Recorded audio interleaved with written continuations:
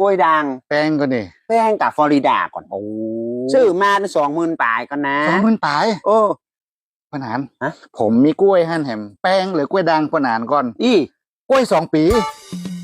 ได้กล้วย2 ปีกล้วย2 ปีกะกล้วยต้นหนึ่งมันออก2 ปีโอ้เดี๋ยวผมจะมาขึ้นปนานมาแลกกันก็ได้เอาได้ก็ว่ากันปนาน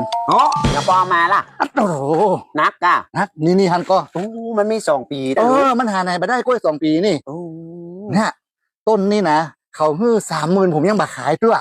กล้วย2 ปีในบะหมี่แล้วกล้วยด่างนี่โอ้โหชิดซ้ายไปเลยเอาแลกกันก็ได้แลกแท่งก็ได้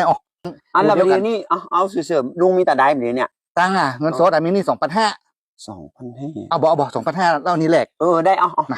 2,500โอ้โหกล้วยด่างเจ้าของบอกกุ้งลุงไม่มีพี่รูดกะกล้วย2 ปีจ้าตุเจ้าแม่กล้วย2 ปีเฮาก็บ่เคยหันเด้อโอ้ยยังได้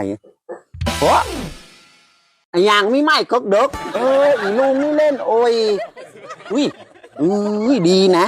เขาได้มา2,000ซื้อมา500ขาย2,500ไผได้กับไผหรอกไผ